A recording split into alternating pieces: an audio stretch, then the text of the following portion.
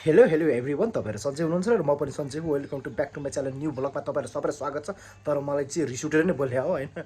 तर सो ठिकै छ, अब रिस त उठिहाल्छ, उठ्न पाएन। अब अनेक न्युजहरू आइरहन्छ, अब त्यही हो। अब दिमाग कहिलेकाहीँ रिस पनि उठ्ने, अब के भन्ने। अब सो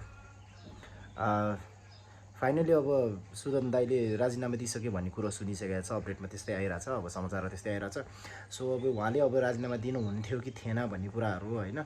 अब सबैले प्रश्न सबैले सोधिहाल्छ, उठाइहाल्छ होइन। तर सो ठिकै छ, किन दियो, कसरी दियो, के कारणले दियो भन्ने प्रश्नहरू त 100% उठ्छ। यतिका जनताहरूले स्योर 100% उठाइहाल्छ यो प्रश्नहरू। तर राजनीतिक हो, राजनीतिक सबैले सबै चिजहरू बुझ्या त हुँदैन। त्यही नबुझेको कारणले पनि अलि हामीलाई बुझ्नलाई पनि अलिकति गाह्रो भएर होला होइन। र ठिकै छ। सो राजीनामा दिइसक्यो भन्ने कुरो आएको छ। अब योभन्दा पछि के हुन्छ भन्ने कुरो मात्रै हो। अब फेरि को आउँछ, अब गृहमन्त्री को आउँछ भन्ने कुराहरू तपाईँले कमेन्ट गर्नु होला, विचार पुर्याउने होला। तर जोस् मलाई चाहिँ ठिकै लाग्थ्यो, राम्रै लाग्थ्यो।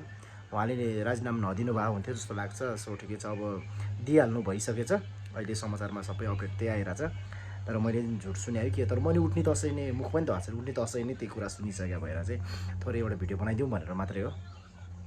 ठिकै छ, राजनीतिक अलिकति नबुझेर पनि अलि हामीलाई अलिकति बुझ्नलाई गाह्रो भयो होला होइन। त्यही कारणले पनि अब हामीलाई अलिकति सबै कुराहरू थाहा हुँदैन। त्यही कारणले अब किन दियो, कसरी दियो, के कारणले दियो भन्ने कुराहरू त क्वेसन हामीले त्यति मात्रै हो हामीले सोध्ने भनेको। तर ठिकै थियो, राम्रै थियो, राम्रै गरिरहेको थियो भन्ने कुराहरू मात्रै हो होइन। अब बाँकी कुरो पछि फेरि नेक्स्ट भिडियोमा पनि आउला, भनौँला है।